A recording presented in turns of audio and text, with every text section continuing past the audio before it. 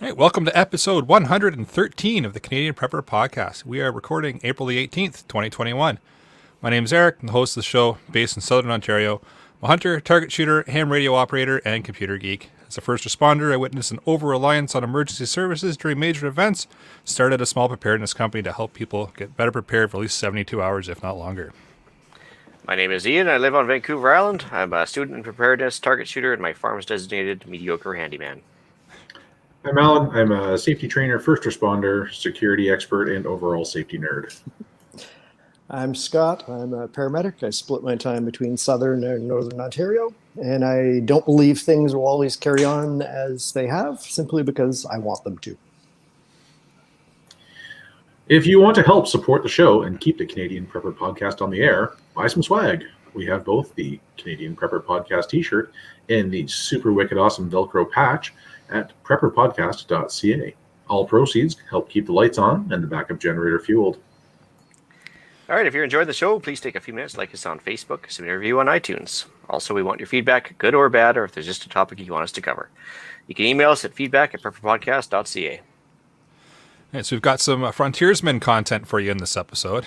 Oh, the dad jokes just carry on. Terrible. We're going to start off with some preparedness-related news articles, probably something to do with COVID. Next, let you know what we've done for our preparedness since the last episode. Then we're going to get into the main topic. And it's not licking our own eyeballs, Ian. Actually, I didn't do that one. Well, whoever did it. If you want to do that, you don't do it on the show. That's another podcast somewhere else. Let's move into the news. Blah, blah, blah, COVID, blah, blah, blah. Welcome to Ontario, where no one knows the rules and the points don't matter. Yeah. There's not much more we can say. I did enjoy that show. So it is constitutional. It's not constitutional. I'm lost It's now. unconstitutional. It's unconstitutional to stop people at random. However, they're still in violation of the law, but we're not actually going to stop people, but you still can't do it. But we don't really know how to apply this, and so we're going to wait for direction from somebody else, and somebody else's direction says, well, this is probably going to have to go to court. Don't go outside. Have a really good reason to go outside. Herr Fuhrer wants you to carry your papers. Papers, please. Yeah, well, I would like to say things are way better out here, but yeah, not so much. Since last week I jinxed it by saying on Patriot that BC was the least communist province in the country currently. Yeah, not so much. Anyway, so you jinxed it for everybody else. Yeah, so BC's premier literally was on record, and he got interviewed and said, "Hey, do you have any plans to restrict travel like Ontario?" He goes, like literally, he's pounding the desk. He's like, "I would never restrict travel to people. I don't like the fact that some people are traveling to Vancouver Island and back when they don't need to, but I'm not that kind of guy. I wouldn't do that." 72 hours later, he literally says, "Okay, we got to start doing some interprovincial travel restrictions and kind of prevent people from going to the island." And like, hold on, a politician lied? yeah, it's like almost like anything that's in the news, you really take the exact opposite, and that's pretty much how it turns out to be. So, yeah, yay BC. All I can say is at this point it's just gotten ludicrous. Like I can't even keep up with it. But the challenge is that nobody's willing to admit that what they've done hasn't worked. And I mean, I'll be the first one to say it. I made $100 this week because I bet a couple of people that construction would be the next industry affected. It's the only one that hadn't been shut down in Ontario. And I said it. They're running out of things to close down, so they're gonna have to pick on somebody else next. 3 days later, here we go. Still confused how South African variant and Indian variant, double Indian variant, that's the newest one, and what's the UK variant and all that stuff. That's all perfectly cool. But if you say, I'm going to get kicked off YouTube again, Wuhan virus, that's racist. Oh, yeah, there we go. We're booted. Take that, algorithms. It's been great, guys. But, yeah, so catch us on tour next week. No, I'm laughing at the ludicrousness of all that. It's just, anyway, neither here nor there. They just don't know what to do, so they're going to keep doing it over and over again.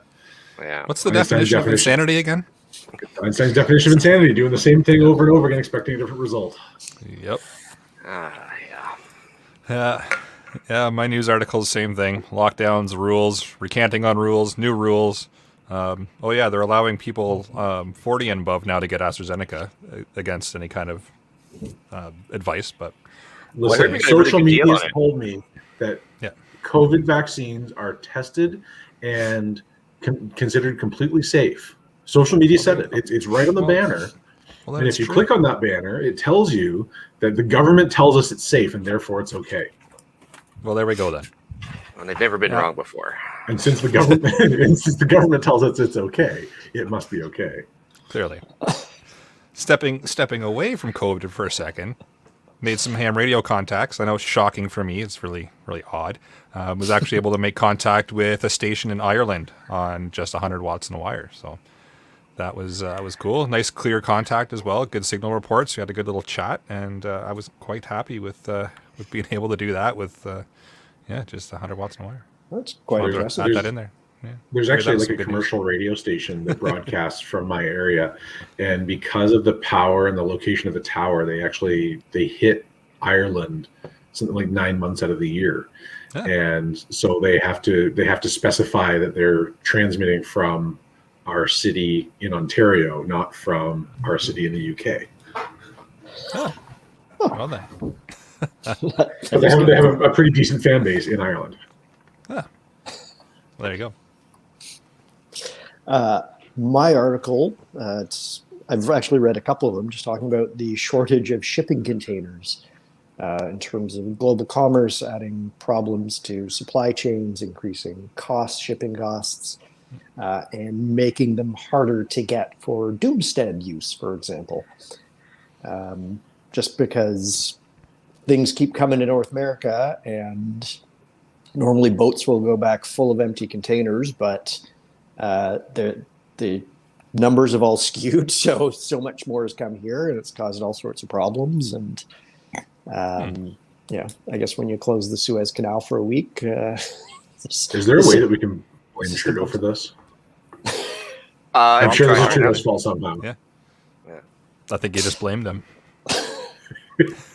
Thanks, Trudeau. All right. Shall we move into what we've done lately for preps? Yeah, let's go for it. All right. So I did some generator maintenance, got the oil all swapped around and spark plugs done and all that good stuff. Of course, while doing that, I had to have some essential beers. And Jeff, who's been on the panel a few times, had to come by and make sure that those essential beers were correctly consumed. So appreciate the assistance and the essential trip that was made to consume said beers. They also did the oil and plugs and a few other toys, so the lawn tractor, snow blower, so it's totally my fault when it snows next week because I was just putting it away. Hey, it's going to happen, so. And signed up for can warn training, so that's coming May the 4th. So they're doing some training, which is just ham radio operators that keep an eye on the weather and then start reporting on it if something comes up. Is that like in place of the, I won't call them NOAA, but Transport Canada or Coast Guard radio stations not working or something? No, it's always been a thing. It's just a net that gets set up when adverse weather starts to form, and they just start blasting out the information in the affected areas. So it's just a handful of trained hams that hop on and say, hey, some weird clouds are coming in. You're probably going to see some bad weather. And then as it does start to come in, they start talking about what's happening and what's going on and where they are and what they're seeing. And then that gets spread across the entire area. So, is it part of an Aries system of ham radio operators, or is it kind of separate but a little bit of overlap, the same enthusiasts? I think I'm going to find that out in the training. I look forward to hearing about it. That's the fanciest way of saying I don't know ever. I'm good at that. I'm almost politician level there, aren't I? It's pretty good. That's a great question. I'm glad you asked. A few less ums and ahs, though. Yeah, have to work on that. All right, as for myself, mostly house maintenance this week. Playing with roofs and doing other random stuff. Trying to get to Home Depot. But of course, there's shortages there too. Everywhere I go, it seems like even Canadian Tire was after rubber boots. Canadian Tire, no rubber boots. I'm like, they're made in Canada for goodness sake. But anyway, shortages galore. Now, not so much related to preparedness, kind of sort of practicing gear and maybe practicing skills. I picked up my hunting license because as of April 1st, they come due again here in BC. I don't know about Ontario. But it just so happens that April 1st is also bear season. If that's, you guys still hear me, right? Yep, we got you. Okay. Anyways, so it's also bear season as of April 1st. And interestingly enough, with the hunting regs this year, for the very first time, they mentioned feral hogs in BC. No bag limit, no closed season. So, yay, Interesting. bacon. Yeah. That's a lot of bacon. There we go. Well. Yeah. My bug out trailer, actually, the flat floor wiring on it crapped out. So basically, I had to replace that just because I want to make sure that's in working order. So nobody stops me for, suspected COVID violations or something and with a burnt out light or something. So I just want to make sure the bug out trailer was good. I did a range trip with the daughter, in which case I caught hell from some of the local range people for quote unquote rapid fire with the 22 because we used up our 10 round magazine in less than a minute. And I was like, if you're trying to encourage the next generation to be interested in this, maybe you shouldn't suck all the fun out of it. Anyway. Or, I don't know, mind your own business. Yeah, I was like, rapid fire with the 22. Is there any other way to plink? Like, I'm sure I didn't take 5 minutes between shooting at the metal silhouettes, but There was a club local to me here, and they had a rule that you had to have a minimum of 3 seconds between each shot, and that was enough for me to not join. Oh, anyway. While I was there, though, did some brass scrounging, and lo and behold, more shortages. Everybody is scrounging brass right now and can't find very much. But luckily, the local constabulary is shooting at the other range and not picking up their brass because they're afraid of catching COVID off somebody else's brass. So I'll be going there tomorrow to scrounge over there and hopefully see if I can get anything more. Yeah, so did an oil change on the Jennies and the splitter. So while I was doing that and giving them all test runs and stuff, I realized that the splitter is still in the original spark plug from like 4 years ago. That was bad. It had rust on it. And I didn't have a backup spark plug for one of my generators. So had to go to Canadian Tire again. And lo and behold, shortages. they actually were out of spark plugs at Canadian Tire. I'm like, this is kind of your bag, baby. I had the same problem. They just didn't have the spark plug from our generator, and it kind of scared me. Yeah, and I was like, oh, man. So I actually had to hunt around for an extra generator spark plug, but found it. So that's all good. Fine-tuned my chirp programming. Again, this doesn't sound overly preparedness-wise, but under the guise of testing your gear. Trying to program out my Baofeng, I was importing stuff from not Radio World. What's it called? Radio Reference. Radio Reference. There you go. And all the imported data I got from it was wrong. And so I couldn't figure out why I wasn't getting any connections with these repeaters. And sure enough, like either like the privacy tone or the frequency was off by like 0.25 or something. And I was like, well, no wonder nothing's working. So I was comparing it against my repeater book app, and I'm having to manually enter a bunch of stuff. And then all of a sudden, lo and behold, yeah, I could hear fine. And actually, for the first time, I made my first real contact, from somebody that wasn't like right beside me. And yeah, I got a 57-mile connection off one of the repeaters over in Vancouver, overlooking the city there, which is pretty awesome. Nice. So yeah, I was thoroughly impressed with that. I did build something to help kind of amp up the Baofeng's performance. Eric knows what I'm talking about, but it's called a counterpoise, which is basically just like a glorified extended negative lead off your radio, and amped up the signal strength quite a bit for the old Baofeng, which was good. So that was a bit of a learning experience because I had to get the length right. And then so just said test your gear, because even when you program it with chirp, it might not work, but did some wood stacking for the firewood on the acreage here, just continue to kind of do that a couple loads at a time. Last but not least, fuel rotation. I rotated about half my gas just because it was coming up on that time. So I figured before my lockdown happens, I might as well get that done. That's it. Fair enough. Are you sure that's it?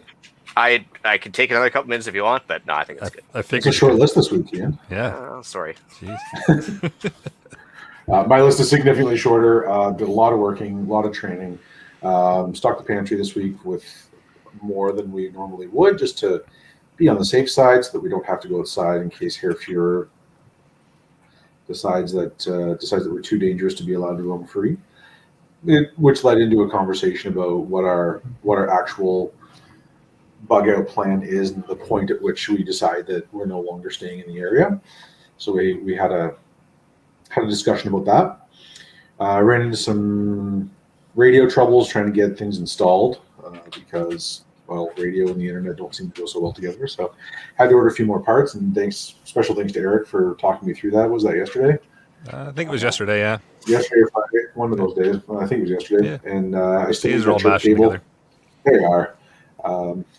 Still need that chirp cable, and then once I get my parts in, I will be able to actually install the radios in my vehicles, and we can run a test, and hopefully I'll be able to get it out at some kind of reasonable reasonable quality. So that was my week.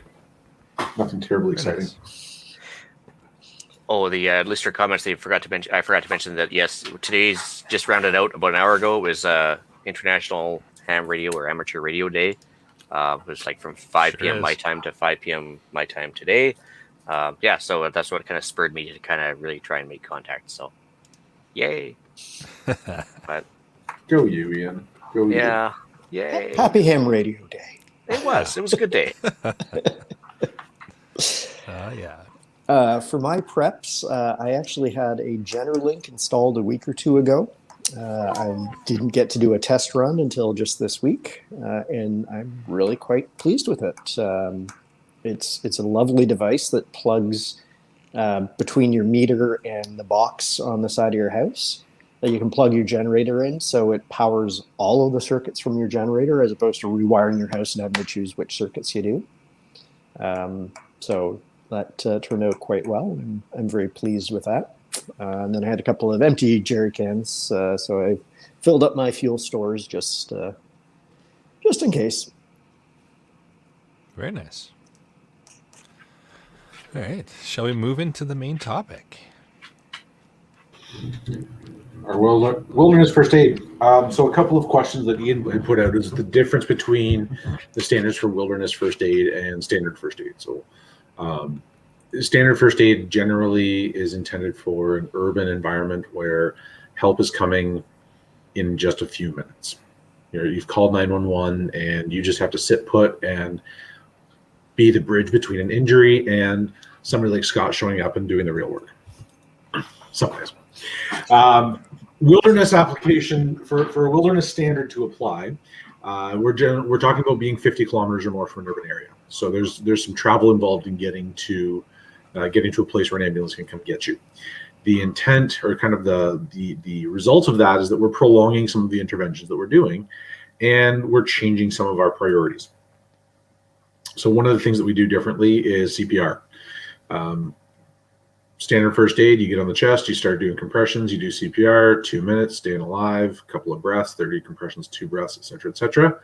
Out in the woods, if you are more than half an hour from help, don't bother. It's possible theoretically to keep somebody alive for longer than that, but you've got to have a team of people, and you generally have to be able to move at the same time. And it's difficult to maintain effective compressions while moving a person. So one of the takeaway from that would be to keep somebody, to evacuate somebody sooner rather than later in the event that they're experiencing some kind of cardiac emergency. Other things that we need to pay attention to: lifts and carries. You're more likely to have to move somebody than to sit around and wait for an ambulance to show up. Usually when I teach a standard first aid class, I say don't bother putting a splint or a sling on a limb, because EMS is going to show up and they're just going to take it off anyways to look at it themselves. So if you don't have to move somebody, don't bother. In this case, we're assuming that you're going to have to, so you're going to have to figure out how to move that person. What that looks like is going to depend on who you are, where you are, how many people you have with you, but you're probably going to have to build yourself a stretcher, which is kind of fun. It's a great little exercise. You fold a tarp over a couple of poles and duct tape it together and tape the person to the stretcher, and off you go. There are a few other ways to do it as well, but you'd have to take the full course to go through that. That particular module of the class is a couple of hours on its own. One of the things, my takeaways from wilderness first aid is there's a lot of MacGyvering involved. Absolutely. You can carry 100 pounds of first aid equipment on your hike, but that doesn't leave a whole lot of room for anything else. You can carry 2 pounds of first aid equipment and a whole lot of knowledge and ingenuity, and sort of figure out how to accomplish the goal with stuff from around the campsite, etc. And here I thought you were going to mention a bunch of emergency tracheotomies with the Swiss Army knives or something. I thought it was just going to be carry a pen, stick it in the throat, you're good. What was that? That was MASH, right? It was an episode of MASH where you had to do the chaplain had to do it in the field and take the pen and cut it off. And there's a time and a place to do that. I wouldn't want the dirty woods and my pocket knife to be the time to figure that But that's one of probably the biggest concern for me anyways, and depending on the time of year, is going to be environmental issues. Hypothermia will kill someone will kill someone pretty quickly in general, and that gets exponentially faster as someone has suffered trauma. So one of the things, I see a comment on Facebook about essential items to carry. That's a great question. So add a few more things to add. So your general first aid kit, your gauze pads and your Band-Aids are probably the most effective or the most common things you're going to need. Throw a few extra triangular bandages into your kit. Triangular bandages are great for holding splints together. They're great for making slings. They're great for you can turn it into a pelvic binder if you really need to. Although if somebody needs a pelvic binding, you're not walking them out of the woods. But you've got a few extra triangular bandages will not hurt anything, and they're lightweight and they're really compact. You need a tarp. A tarp can be used to drag somebody. A tarp can be used to make a stretcher. A tarp can be used to make a burrito wrap, a hypothermia burrito, that will help keep somebody warm. And in general, will provide good shelter. And I think we've done an entire episode just on tarps. And that's you have to have a tarp. There's no question about it. At least an 8x12 would be probably a good one. You need duct tape, and this is my permission for everybody to carry lots and lots of duct tape. Wrap it around cards, wrap it around your knife handles, wrap it around your water bottles. If you're not carrying 100 feet of duct tape when you go off road, frankly, you deserve what you get. It's you can use duct tape for splinting. You can use duct tape for bandaging. Duct tape is waterproof. You can use duct tape to support a strained or sprained limb. You can use that to make a sling. You can use it to stabilize a dislocated joint. It's good for absolutely everything. Treat blisters. Absolutely, you can treat and prevent blisters with it. That's a little bit further down in my notes, but it's a great thing for preventing blisters because it prevents rubbing. So you need duct tape. You need a tarp. You need a small saw and a good knife. So a multi-tool is perfect for that. The best poles you can find to make a stretcher with or make a sling are small diameter trees. So wrist thick or a little bit less, but you can't cut that down without a small saw. A few extra things to add to your kit. Throw in some painkillers depending on how far you're going or what you're doing. Naproxen, ibuprofen, acetaminophen are the basics. So naproxen is a general analgesic. Ibuprofen is an anti-inflammatory. You use that when something is swollen or inflamed. And acetaminophen is a good analgesic, but it's also good for treating fevers. If you're going to be going way off-road, you might be able to talk your doctor into prescribing something with a little more kick, but make sure you're being accurate with the dosages based on the person that is taking them. Ian and I are rather different in size. If I give Ian my dose of something of the good stuff, it's going to send Ian into a real tizzy. And conversely, if I take rehab. Yeah, but conversely, if I get Ian's dose of something, it's probably not going to be anywhere near as effective as it could be. So it's important to make sure that you understand your dosing if you're going to do that. Now, one thing to note, unless it's changed in the last couple of years, you can actually buy Tylenol with codeine over the counter. If you go back to the pharmacy counter of whatever drugstore you're in and ask for it, it's right there. It's not as strong as you would get in a prescription, but it does have a little bit more power to it than what you would otherwise get. You want some body powder. Gold Bond is one brand of that. There are 100 out there.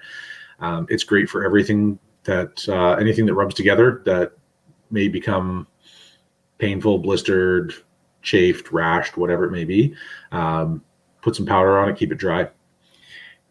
That also goes along with preventing blisters. We talked about duct tape for that. Also doubling up your socks, and don't wear cotton. Keep your feet dry. It's the old army cliche of change your socks, take some Advil, carry on. It's effective. That'll get you through a lot of stuff. You definitely want some kind of polysporin Again, that's one brand. I'm not advocating any specific brand, but it's essentially Vaseline or petroleum jelly in a tube.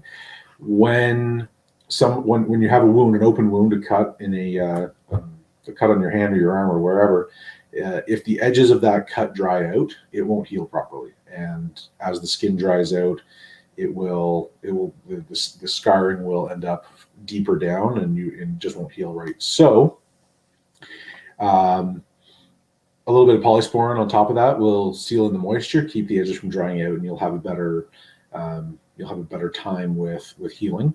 It will also help prevent infiltration of outside pathogens, which will keep you from getting infected. On that note, I will say don't get too hung up on antibacterial things. You don't need to carry alcohol swabs or, heaven forbid, hydrogen peroxide, anything like that into the field. For the most part, clean running water, flush out a wound. Make sure you pick out any of the guck that might be left in there. A good pair of tweezers will go a long way for that. Yep, go ahead. No, I was going to say, to that point, it's also okay to let things bleed and let things flow out. You're not going to bleed to death if you kind of, let things get out of the wound for, just a minute or two, kind of milk it out. Yeah, just a few seconds worth of bleeding will clear that out really well, and then cover it over, and then prevent any further infiltration. Also, again, duct tape is great. If you put it over a dressing and over a bandage, duct tape is waterproof and will keep it attached to you, and will keep you on target. Hey, on the subject of bleeding, guys, if you don't mind me kicking in here for 1 second, it's a serious question this time. Use of Celox or Israeli bandages or anything else, prepper standard, all these guys want to have that stuff handy. Is, in the case of like a wilderness first aid and you apply something like that, is there a time limit how long it can be on a wound before it really kind of needs to be kind of cleaned out or gotten rid of, or just not use them? Or what's your take on that? It's situational, depending on how far into the woods you are and how far away you are from evac. I know that a tourniquet, for example, the studies have shown that you can go a guaranteed 2 hours without any long-term damage. We're always choosing life over limb, so we may be causing damage to an extremity, but we're choosing to save a person's life overall. Now, those specific things, again, it's all situational. If you're on Vancouver Island, you're probably within an hour of help if you press the big red panic button. Whereas if you're in the middle of the Yukon Territory, you might be days before you can have access to help. And so, depending on how far out you are, that's going to change how change how readily we're going to be able to address that. Now, with all of that said, if I'm putting Celox into a wound and we're waiting for evac, even if it's a couple of days out, I'd still rather do it and take the risk, because if I don't do it, you're going to die. But if I do, you might not. So I'll take the possible advantage over the known disadvantage every time. Fair enough. I would agree. I think if you're injured so badly that you're talking about tourniquets or Celox or whatever, you need them. It's not like, well, maybe I won't bother doing this, because then you're carrying a corpse out of the woods. And I mean, to Ian's point, you might be carrying a corpse out of the woods anyways, but at least I can look my hunting buddy's wife in the eyes and say I did everything I could. We did our best, and maybe it wasn't successful, but it certainly wasn't for lack of effort. We didn't look at him and go, he's probably not going to make it, so I'm not going to bother trying. These dressings are really expensive. Do I really want to use it? It's just going to be so inconvenient to have to restock it afterwards. That is Rapid Survival, they're out of stock of everything, and it's a shipping delay, and the live chat's always busy, and we're going to do everything possible, and it may or may not be successful, but again, it won't be for lack of effort. Another thing to throw into your med pouch is some antihistamines. So if you have, I see a comment in the YouTube about Afterbite. Afterbite's good. EpiPen for if you have allergies, you need at least 2 EpiPens if you have an anaphylactic reaction, and you need at least 2 EpiPens and a whole lot of Benadryl, a whole lot of antihistamines. And Yeah, again, talk with your doctor about that before you go. Make sure that you know how much you can actually take, because again, you've got the generic instructions on the package that are intended for people who are 12 and up and are either 110 or 400 pounds, but nowhere in between, or whatever it might be. So make sure you get specific directions from your doctor and write them down somewhere that you can find readily to be aware of what you can actually take, because it's the acetaminophen, for example. If you take too much of that, it'll shut down your liver pretty quick. But how much that is dependent on you, not dependent necessarily on what the package says. So again, talk with your doctor about it before you decide that you're going to give more or less. Yeah, to your point on EpiPens, EpiPen buys time for the Benadryl to kick in. Mm-hmm. So, the EpiPen, if you're 2 days out of the hike into the woods, and you're not going to have 100 EpiPens with you, but if you have enough that you can get the Benadryl on board, get the Benadryl dealing with the histamine release, you're in a whole lot better shape. Even if you're not allergic, Benadryl is a good thing to have, because you're not allergic to something until you find out you're allergic to something. Yeah, and again, to that point, even if you're not sure, it's not. EpiPens don't take up a lot of space. They don't take up a lot of weight. They're spendy, but depending on how far into the woods you're going, and depending on what the hazards are, right, and what your known allergies are. So if you've been stung by bees and wasps before, and you're not allergic, then maybe it's not a high priority for you. Still carry Benadryl, but if you are, then it's worth having a couple on hand. And they are available without prescription if you really want it. But if you can get a script for it, then your benefits will cover it, and it changes a little bit. It gets a little bit less expensive for it. So, other important things to do: the hypothermia burrito or the burrito wrap. Lay down your tarp, open up a sleeping bag, and then lay down a space blanket on top of that. So you've got 3 layers. Put a dry person in there, so no wet clothes. Throw a couple of heating pads, armpits, groin around the neck. Wrap that person up. That will protect them from the wind, provide some insulation from the outside world, and reflect whatever heat they have back into them. And and then get them up off the ground. Near a fire, add heat. If somebody's not generating any more heat because they're so cold, you need to add heat to them as quickly as possible. Make sure they have enough calories in them to keep going. Lots of sugary, delicious, easy to burn calories. I always say that hot chocolate is your best bet for that. Like powdered hot chocolate, if you make that at just below boiling point, you get somebody to drink that when it's an appropriate temperature so they don't burn their mouths. It's quick burning sugar. It's adding heat, so that's not taking any heat away to digest. It's adding sugar quickly, and then throw some granola on top of that once they have enough wherewithal to chew. Also, this is a good time to have Dex4 tabs or glucose gel. Again, you want to be able to get calories into somebody so they can keep producing heat. If you don't produce heat, or if you don't have enough energy, you don't have enough gas in the tank, you don't have enough calories on board, you can't produce heat. That's when people stop shivering. When we start looking at the hypothermia wheel and how quickly somebody goes from shivering and cold to unresponsive. That's where that's the point where they don't have enough calories left to generate heat. So that's what we want. I was on a camping trip, and Cadbury cream eggs were so good for getting calories into us and just warming us up at night. seven different kinds of sugar, absolutely. Oh, perfect. Yep. I was running a medical team for wilderness adventure racing, and one of the check stops, we had a whole lot of very cold, very wet people, and they really didn't realize, just going to your point about get them out of wet clothes, basically we were stripping people down to their underwear. We had a great big campfire going, and everyone's inclination is to wrap the foil blanket around them. I'm like, nope, you're going to put that behind you as if you're tanning with the fire. Mm-hmm. And it makes such a huge difference, because all that heat that sort of would pass them gets reflected onto their back. Yeah. So if they're not at the point where they're incapacitated and in a burrito, Get them, like you said, naked or dry clothes as best you can, and put the foil behind them. So you got fire, person warming up, and the foil behind them. Yeah. Reflect the heat back onto them. It's the old reflector oven we all made in Scouts with the tin foil and the coat hanger, and you cook the hot dog on it. Exactly the same concept. Don't cook your hot dog over a fire with a foil blanket behind you.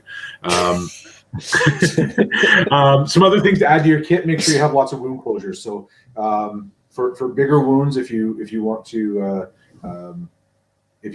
minimize the scarring. Butterfly dressings. You can order sutures on Amazon. Surgical staplers. Yes. Yes, it's doable. Again, even medical glue. All great things. They're all readily available if you look in the right place. Just do yourself a favor and learn how to use them before you have to rely on it. Now, Ian, I noticed in the show notes you were saying, "Can I use my surgical stapler?" You can. A surgical stapler takes up a lot more space than a suture kit or a pack of butterfly dressings or steri strips. If you want to carry it, go for it. But it's probably not the ideal tool for carrying into the woods. Now, if you're putting it in your kit and you're going to be near a base camp near your truck, then that's totally different, and whatever works for you. I can carry a lot of steri strips for the same size and space that I can carry a surgical stapler. I just laugh. It's like, how am I supposed to practice using that thing? It's like, well, I mean, you've got alpacas, right? Well, that's exactly why I have one. It's just in case there's a cougar attack. It's actually something I can use for the alpacas to close it up. And I haven't had to use it yet, but I'm just like, I'm kind of ruining the day I might have to. So, well, next when you fill your tag for. Well, I guess you don't have a tag, you don't have a limit on your feral hogs, but once you've respectfully harvested that hog, you can use the outer tissue that would otherwise go to waste and practice on it if you really wanted to. It's true. Yeah, no, it's very interesting the fact that there's more than one uses for that. But the butterfly strip is kind of our go-to for humans, I think. So. Yeah, generally speaking, I mean, I like steri strips because they take up less space. But my tendency would be to use steri strips, put a nonstick dressing over it, put a bandage on that, and then if I'm in the woods, I'll probably throw duct tape on top of that to keep it completely occluded. I like, as long as you have one clean layer of gauze, like sterile gauze, nonstick dressing, something like that. After that, you can pile whatever you want on it to protect it. Yeah. So general first aid principles, right? The cleanest stuff, the closest to sterile goes against the open wound, and then we can build out from there. Anything that's sterile is something that's wrapped individually in paper. Anything that's clean is usually wrapped in bulk. You want the sterile stuff that's right up against the open wound, and then the cleaner stuff. The cleaner stuff on the next layer, and then you can start piling whatever you want on top of that. But one, again, general point, and again, it's a general first aid item. Anytime you're doing something, if you're going to splint a dressing, or you're going to wrap a wound, splint a limb or wrap a wound in something, make sure you check circulation below the site of the injury before and after. So with a leg or an arm, you do the nail bed test, or you pinched it. If you push down on your fingernail, you can see it kind of turn white and then go back to its normal color when you lift off.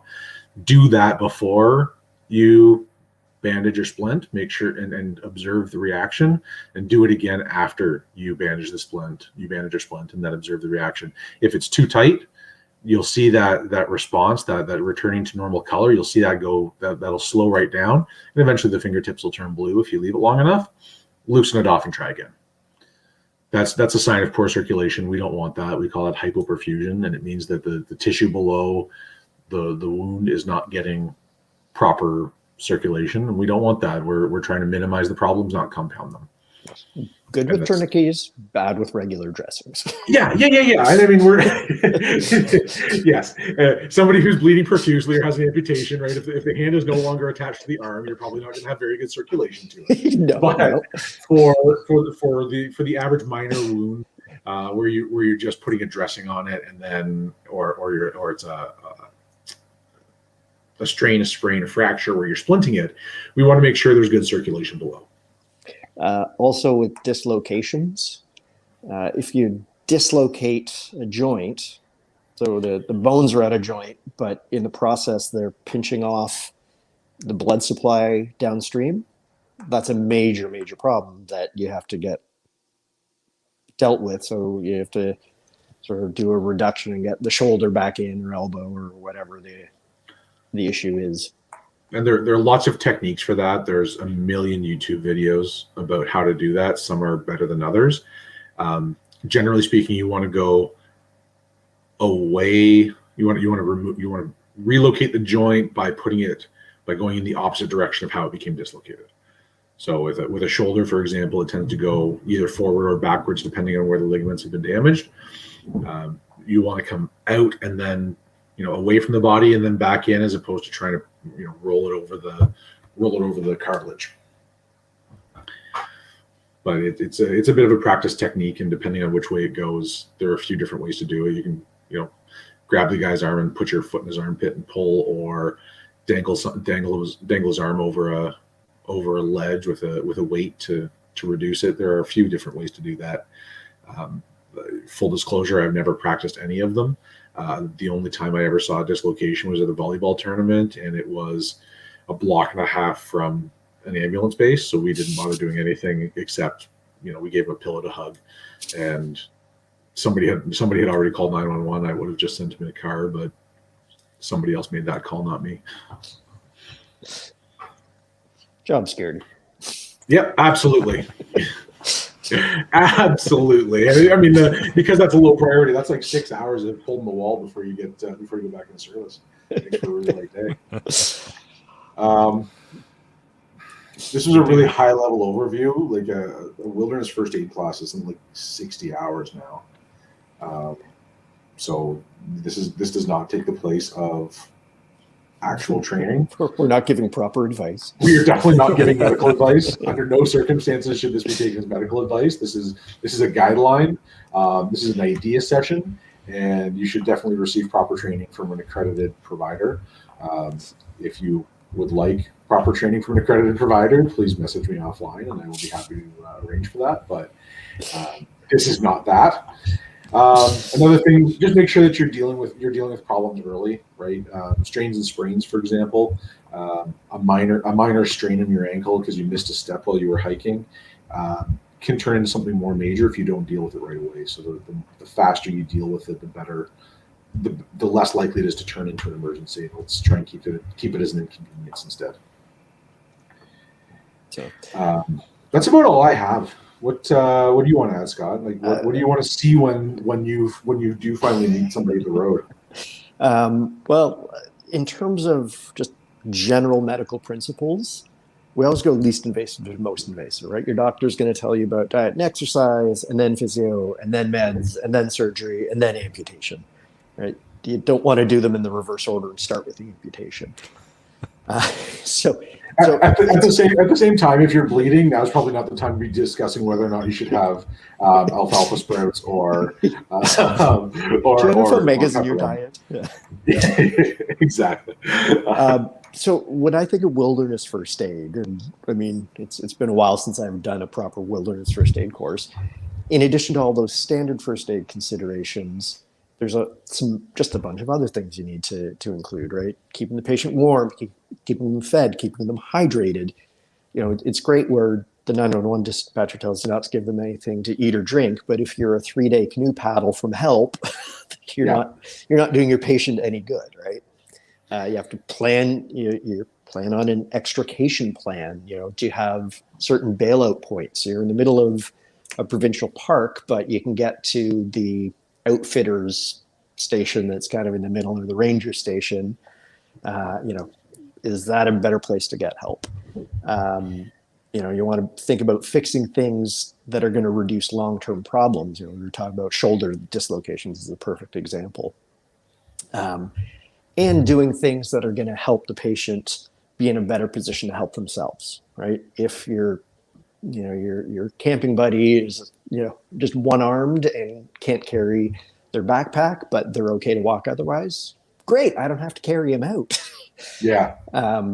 So there's a lot more considerations in wilderness first aid because you as the sort of medical provider, especially if they're incapacitated, you have to look after a bunch of their needs for the next 2 hours, 4 hours, 2 days, 4 days, who knows?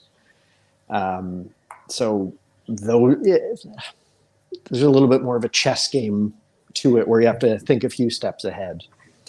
And good planning always trumps everything else. Absolutely. Situational awareness, know what's around you, know what resources you have, know, okay, where can I go to get cell signal? Yep. Plan your route. Make sure you know how your spot locator works or whatever it is that you're planning to use to communicate. Test that before you go. And this, and the same basic principles of if you're going to be gone for a while, make sure that you have a check-in plan with somebody and that they know where to start looking for you if you miss your check-in plan. So if you can check in at specific waypoints and you miss one, then you're advancing the last known point for people trying to come find you. So that if there are two of you and one of you can't move and the other one can't carry you, then even if you're just you're sheltering in place, you're staying there. People know to come find you and people know where to start looking. Absolutely. I would, for those of us in Ontario, Algonquin is a big park. Especially if you start in the backcountry, if you took off 4 days ago from the outfitters, you could be anywhere within 400 square kilometers, and I'll tell you, 400 square kilometers is a lot of area to search. And if people don't know to find you, then they don't know to go looking for you for a couple of days. It just compounds the problem. So a clear plan and a clear comm plan and a clear extrication plan from each one of those waypoints will be critical for your success. Yep, absolutely. And going back to the whole concept of training, you can only carry so much first aid gear, right? In terms of the commentary in sort of what's important. Some of the, you got a bunch of different pills. They don't weigh much. They don't take up space. You got some sterile dressings. You got some triangular bandages. You got some duct tape. And all the improvisation is a lot of what a proper wilderness first aid course is. So how to create that pole stretcher or a drag stretcher, or how to use your canoe paddle for a splint, that kind of thing, so that you don't have to carry all that stuff with you. You can kind of make it on the fly as needed. In terms of my role as the ambulance meeting you guys, first thing, anytime you call 911 is we have to know where to go, where to meet you, where the patient is. If we don't know where to bring the ambulance, we're not much good to you. So knowing, which of course has never stopped anyone from calling 911. Oh, absolutely not. I'm near Dave's house, and there's a blue car, and I'm on the highway. There's some trees. I'm at the place near the thing where that thing happened. Yeah, that place. That place. This would be a good time to plug the Maps.me offline GPS app that has downloadable maps you can take with you before you go. Ooh, and also the What 3 Words app. What 3 Words is absolutely brilliant. I've never heard of that one. Okay, so What 3 Words is an app that you can put on your phone, which you should definitely put on your phone. And when you pull up the map of where you are, and you can do it offline as well, it breaks down the entire world into 3x3 meter grid sections and assigns each of those sections a 3-word name. And it's uniform. So you and I in two different parts of the world are looking at the same map. We look at the same point, we're going to see the same 3 words. And then we've gone from looking in a 400 square kilometer area to 3x3 meters, which is like 10 paces at the absolute most. It's a phenomenal tool to be able to communicate to the outside world where you are. It's called What 3 Words. 3 in the numeral. Yeah. The word what, the number 3 words. And mine was called Maps.me, and it's Maps.me is another great offline tool. And again, it gives you lots of information. None of that replaces paper maps. If you're going into the backwoods, you need a proper topographical map, and you need to be able to navigate with that map. And This would be if you can say, yes, I am at campsite number 42 on Lake such and such, it makes it a whole lot easier to find you. Absolutely. Yep.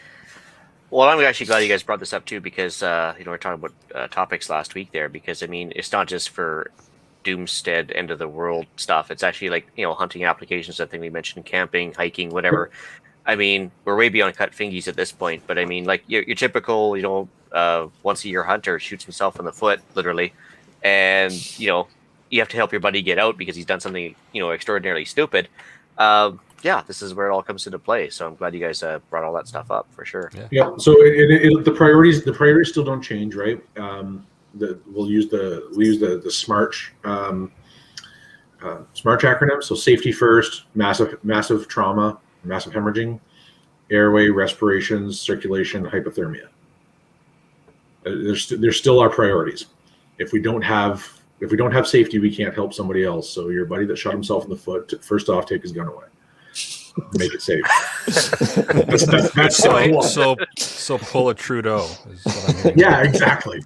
I mean, don't take it away permanently. Just relieve him of it until he's no longer a threat to you. And I'm not worried about So it has to stay in a safe forever. Yeah. Massive. We're dealing with massive trauma first. If there's no massive hemorrhaging it's something small, then we can eliminate that. Airway secure, respirations and circulation. If that will usually be compromised with medical problems or hypothermia. So you can kind of bundle all those things in one, and then once that's dealt with, we're looking for the smaller stuff. So your priorities don't change. It's just how we deal with them, and mostly the evacuation portion of it. But good bandaging techniques will keep a wound from getting infected, and that can also be the difference between a well-stocked kit with good gauze and good bandages and good sutures might make the difference between, this kind of hurts, but I can carry on and we can finish our trip, or no, we need to turn back and go 3 days the other direction because my arm is cut and dangly. And we don't want that might wreck the trip. That definitely puts a damper on it. Sure does. I'd enjoy it, but I think I'm the odd one out here. It's great if it's not me, Yes, exactly. Yeah. I remember many years ago, I stocked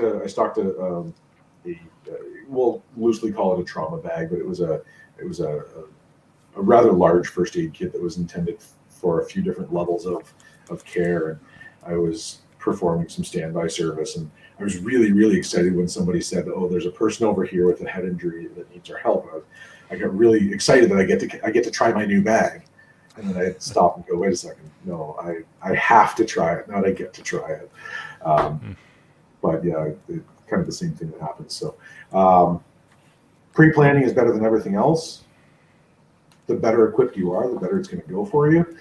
Definitely, if you're going to be out in the woods, take a wilderness first aid course. They do exist. There are some that are even still running right now. If you've got nothing else to do, you can take a course. They also tend to be really fun courses. Oh yeah, every time I've taught it, I've always taught with somebody else. But we go out, we find a campsite that we can go to for the weekend. We get 8 or 10 people that want to learn this, and we set up our camp, and we spend 4 nights camping. And the first night we just kind of hang around and chat and get to know each other, and then we do 4 days of learning and practice, and we get to we bundle everybody up and build stretchers and all kinds of great things, and then it's a great camping trip and a bunch of like-minded people, and then at the end we get to break down camp and everybody gets their certificate. They're always great fun. Oh, you don't make them carry you back out to your car? I make them carry my stuff. I don't trust anybody to carry me that far. Trained like you fight. Yeah.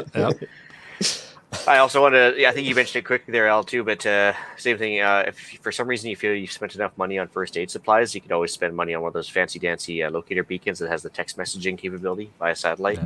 And I may or may not have had a friend trust me, it was a friend who taped a cell phone to a drone, zoomed it straight up, way above the normal limits on a relatively flat terrain area of the country, and was able to send a text message from way out in the bush because he got high enough to get in contact with the tower. So I was like, good test. I was like, that is thinking outside the box. If you have a drone on you and a cell phone on you, just get high enough, altitude wise. I mean, the chances of me having a drone versus a spot beacon when I'm backcountry camping are, but if it works for you, it works for you. So that's right. Yeah. It's just thinking outside the box for sure. Yeah. That's and pretty entertaining. I like that. And then the last bit of inspiration, if anybody needs inspiration, hey, watch the movie The Edge with Alec Baldwin and Anthony Hopkins. It's like Wilderness First Aid 101. Yeah, there you go. Yeah, there are a few of them out there. When we could do an entire show. Why haven't we done a show on survival movies? Where to start? What was because the one we're only with, 113 episodes in. That's only 113 episodes in. What was the one with Tom Hanks and he crashed on the island and he had the volleyball? Castaway. So to Scott's point of taking care of problems before they become bad, right? He had an abscessed tooth that was just absolutely horrific for him. Deal with that stuff before you go into the woods. Yeah, good idea. Yep. Before you have to take a skate to your own tooth. Yeah. Yep. Yeah, exactly. Deal with that stuff before you go out. If you need to rehab an ankle or solve a shoulder problem before you go out, then do that. Save yourself from turn it into an inconvenience rather than an emergency. Mm-hmm. That makes sense. That's what I got. Cool. Yeah. So we do have one other message in the live chat here from a listener. You guys completely forgot one item, being a preparedness related podcast. Tinfoil hat. It would keep you warm. Yeah. It would definitely help prevent heat loss and evaporation. Yeah. So thank you to Jeff for that pointing out that glaring error in the list of items that was missing. Yeah. Appreciate it. You're 100% correct. Can't argue it. Yeah. All right. Well, I think that's all. That's it. The podcast challenge is what we got now. All right. So for your podcast challenge this week, take any first aid course that will work for your recreational setting or just everyday life. I mean, whether maybe standard first aid works for you, but wilderness first aid, maybe convince your boss to spring for a first aid course that might offset his requirements. Who knows? But anyways, just try and take a first aid course even with the COVID silliness. And if you're not sure what course to take, shoot me an email. I will gladly help you with a needs assessment. That might be what I do for a living. Just maybe, possibly. Possibly. All right, let's move in the upcoming events. So we've got Can Warn training. I was talking about at the beginning of the show, coming up on May the 4th, 2021. Kicks off at 7 p.m. It runs till 8:30 p.m. That is on Zoom. So I put a link in the show notes there. It's is it capped or is it? I don't know. They don't say anything about capped. Yeah, I think it's just as many people as they can get. I didn't see anything about a cap. Well, I see it's on Eventbrite. So does that mean you have to? Is it paid or is it free? Yeah, so it's free. That threw me off at first as well. They're doing Eventbrite, I guess, just as their way of organizing who's coming. But the ticket's free, so there's no cost to do it, and it's an hour and change. So I will be on there. Yeah, I'm gonna be the dumb question guy for sure. That's what you do. Every class needs one, man. Yeah. Every class needs one. Okay, so the course now runs from 7 p.m. till about 10:30. Well, what if no?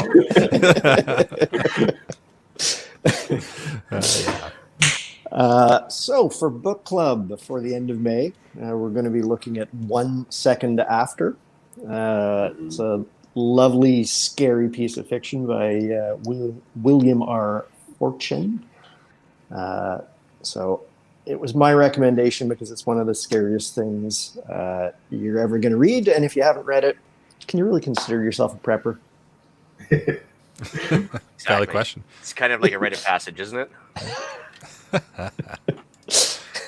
We do everything else is canceled. Thanks, Uncle Doug. Yeah. That was a very polite way of putting what's actually in the show notes. Yeah, Yeah. well, I think we've done enough to piss off the overlords this episode. Keep it up. We're going to get ourselves banned. There is a question in regards to the Can-Warn course in the live chat here. Just asking if you have to be a ham radio operator in order to take the course. I do not see that listed as a prereq anywhere. And are they going to So- really be checking qualifications at this point? They have not yet asked me for a call sign, and I have a ticket to attend. So I'm going to go with no. And if the answer later on turns out to be yes, well, I can fill you in after. All right. And then, so episode 115 will be, or 117 will be Eric's review of the Can-Warn training. Well, it was Jeff that was asking, so he can just come over for some essential beers, and I'll answer it for him in person. Stay-at-home order. Hey, essential. It'll be after the stay-at-home order. Come on, calm down. Do you think there's going to be an after this order? Hey, Not a I for hope this so. order, but- I hope so. Let's be good on topic. The light at the end of the tunnel is either the Yeah, light or the train. It's over either way. Yeah. That's right. It's a very good point. Yeah. Oh, jeez. Yeah, it's been great being on YouTube and Facebook. Like I said at the beginning, everybody can catch us on the darknet next week. Yeah. Be good. I'll try to figure out a way to get the link to you. Sorry. All right, deal of the week. I managed to find ammo cans. Now, what prepper doesn't like ammo Ooh. cans? So they are the poly ammo cans, which are ammo cans. yeah. Well, they are multiple use. Like you can even make little power stations for your ham radio with them, and or store garden seeds or anything else you want to put in them. But the poly ones that don't rust, 50% off at Princess Auto. So like $4 a piece or $7 a piece, which is roughly what I got them for in the States back in the good old days when you can cross the border. Yeah, you'll never find it cheaper in Canada than that. So give them a look. Well done. Awesome. I think I'm going to order a few. I think I'm going to have to do the same. Yeah. All right. Shout-outs. Anybody Yeah, else? nothing. Okay, I got a couple. So for one, Diane from Radio World. So I ordered my first, big boy antenna from Radio World instead of the usual AliExpress knockoffs. And I swear to God, I put the order in, and within 15 minutes, she had me a tracking number, and it wasn't just like generated from her computer. She actually had already dropped it off at the post office. I was like, Yeah, I found them so good for that. Wow. wow. Yeah. I was like, When they've got it in stock, they're fantastic. yeah, and she must be literally right beside it or something. Anyway, so I actually sent her an email. I was like, wow, that was like ludicrously fast. She was like, yeah, I was on my way anyway. So I told her to give her a shout out, and yeah, super customer service anyway. Yep. Anytime And I've then- dealt with her, she's been awesome as well. Also from my sister-in-law, who gave me this awesome T-shirt today that says, "This is not a drill." I don't know if you can see that or not, but Yep. I thought it was pretty awesome. So anyway, You good to are know. required to wear that anytime that you are meeting any of your daughter's friends. yeah. Oh, man. I'm going to give a shout out to my electrician, Rob. He was the one that suggested the Generalink as a very elegant way of hooking my generator into my house. So he did that, got it installed for me. So kudos to him. Nice. Fantastic. All right. Should we move into email and iTunes reviews? We got an email from John, and John says, I'm enjoying the book club. I like the variety of fiction and nonfiction on the subject of preparedness. Please keep it going. Probably without it, I wouldn't read as much. Book club gives me a goal to finish. All right, Wow. that's all the inspiration we need. Sounds Carry good. it on. All right. That's With that, everything on the list. Yep. that's it. Yep. With that, I will bring episode 113 of the Canadian Prepper Podcast to an end. You can find the podcast on iTunes, Podbean, Spotify, or of course your favorite podcast app. Please help us out. Submit a review. It helps other people find us. We do record these shows live on YouTube and sometimes Facebook. If you want an early peek at the show, please subscribe to the YouTube channel, Canadian Prepper Podcast, and click the notifications tab. That will give you an alert when we are going live. To find me directly, shoot me an email at Alan, that's with one L, at prepperpodcast.ca. I swear I'm not drunk. Easiest way to find Scott is at feedback@prepperpodcast.ca, and these guys can track me down. Yep, We we'll got find you. Yep. You can reach Ian directly by emailing me at theislandretreat@gmail.com and on Gab at theislandretreat. And in the group Self-Reliance and Homesteading Canada, which had a 20% increase in membership. Now we're up to 6 people. Ooh. Oh, You can also find my Canadian Patriot podcast on iTunes and YouTube on Monday nights. There you can find us discussing why government waste in society has me heading into the wilderness, but hoping I don't get hurt while there. all right. You can check out Rapid Survival at rapidsurvival.com and get me there on the live chat. You can also email me at feedback@prepperpodcast.ca. So thanks for joining us this evening. Until next time, be prepared, stay safe, And keep learning.